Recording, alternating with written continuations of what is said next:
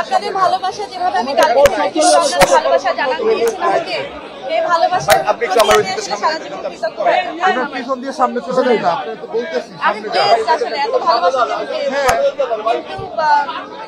আমি একটা জিনিস বলতে চাই যে আমি আইনের উপরে শ্রদ্ধাশীল। আপনি যদি চুপ না করেন আমার বিশ্বাসটা আমি আসলে একদম শেষ অবধি রাখতে চাই। আমি বিশ্বাস করি আমি আসলে ন্যায় বিচার পাবো আর আপনারা আমার সাথে থাকবেন। এই ভালোবাসা নিয়েই আসলে আমি জিততে চাই ইনশাআল্লাহ। আচ্ছা আপু একই ঘটনায় আপনি একটি মামলা করেছিলেন সেটি চলমান আছে, এরপরে একই ঘটনায় আবার আপনার এই সম্পর্কে আসলে সবাই অবগত যে আমি যে মামলাটা করেছিলাম তার ঠিক 2.5 বছর পরে উনি পাল্টা একটা মামলা করেন। এই মামলার জন্য আজকে এই যে আমাদের কালকে হচ্ছে গ্রেপ্তারি পরোয়ানা জারি করা হয়, ওয়ারেন্ট হয় আমার নামে। এবং আমার খুব বিশ্বাস ছিল যে আমি আজকে আসবো। আপনারা যেভাবে সবাই আসলে আমাকে সাহসটা জুগিয়েছেন যে আজকে জামিন নিতে আসবো এবং আমি জামিন পেয়ে যাবো। আপনাদের এত ভালোবাসা নিয়ে আসলে আমি বাড়ি ফিরছি, এরকম একটা জয় নিয়েও যেন আমি বাড়ি আসলে ফাইনালি ফিরতে পারি, আপনাদের ভালোবাসার সাথে থাকতে পারি, আমার জন্য দোয়া করবেন।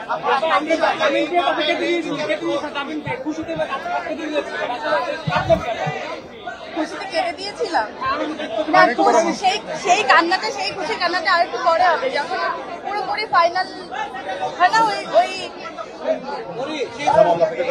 হ্যাঁ বিচারটা যখন আসলে আমার হবে। শেষ একটা প্রশ্ন, আপনার ওই মামলা থেকে আসলে এই মামলাকে আপনাকে দমানোর জন্য এই মামলাকে কি মনে হচ্ছে? এটা তো খুবই পরিষ্কার যে আমি একটা মামলা করলাম তার 2.5 বছর পরে, ঠিক 2.5 বছর পরেই একটা পাল্টা মামলা করা হলো শুধু দমানোর জন্যই, তার তো কিছু না। এবং এটা বিচারাধীন। আমার বিশ্বাস যে আমি সঠিক বিচার পাবো, আমি ন্যায় বিচার পাবো।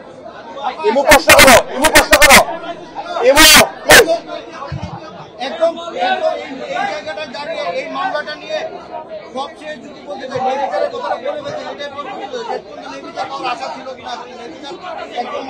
আমি কিন্তু দাঁড়ে দাঁড়ে ঘুরেই, আপনারা সবাই জানেন 4টা বছর আগের ঘটনা, আমি দাঁড়ে দাঁড়ে ঘুরে শেষ পর্যন্ত আদালতেই আসলে আমার মনে হয়েছে যে আমি এখান থেকে ন্যায় বিচার পাবো। আমি এখান থেকে আশাহত চাই না, মানে আশাহত হতে চাই না, আমি সত্যি আশা হারাতে চাই না, আমার একদম বিশ্বাস থাকতে চাই যে শেষ পর্যন্ত সত্যের জয় হোক। যে এবছর নিয়ে এত কথা হচ্ছে, আপনাকে স্ট্যাটাস দেওয়ার পরে এই জায়গাটা হলো, এটাকে আসলে মনে করেন এটা কাকতালীয়? আমি কিছু বলতে চাই না।